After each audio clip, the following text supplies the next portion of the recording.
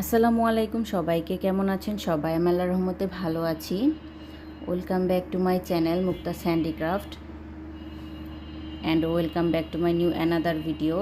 এটি একটি lavender colour sari করতেছিলাম, একদম কি বলে হালকা ল্যাভেন্ডার কালার শাড়িতে। এটি আমি আঁচলের কাজ করে নিয়েছিলাম, আর শাড়িটি ছিল একদম half silk, pure half silk একটি শাড়ি ছিল।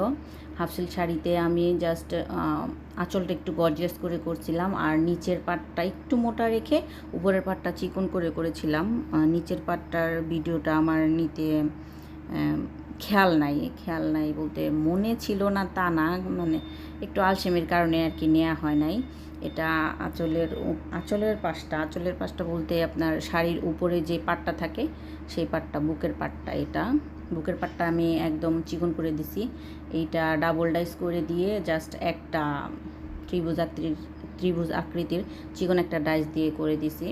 শাড়িটা দেখতে মাশাল্লাহ ভালো হয়েছে। আর পুরো শাড়িতে আমি ওই যে দেখতেছেন ছিটা, একটা ছোট ডাইস এবং একটা একটু মাঝারি ডাইস দিয়ে আমি পুরো শাড়িতে এইভাবে ছিটা দিয়েছিলাম।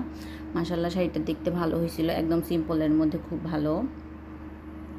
আমি এভাবেই পুরো শাড়িটা শেষ করে নিচ্ছি। আর শাড়িটির কি বলে এটাকে, পানাফুল কালারের মধ্যে আমি একদম হালকা ক্রিম কালার দিয়ে কাজ করেছিলাম। দেখেও মনে হইতেছে যে অনেকটাই সাদা সাদা, আসলে এটা সাদা না, এটা হচ্ছে ক্রিম কালার।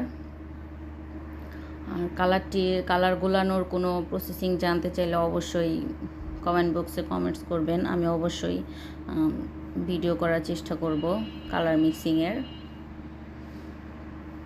এই যে ছোট ডাইস দিয়ে আমি কাজ করতেছি। ছোট ডাইস আর একটা বড় ডাইস দিয়ে আমি পুরো শাড়িতে এইভাবে ছিটা দিয়ে নিছি।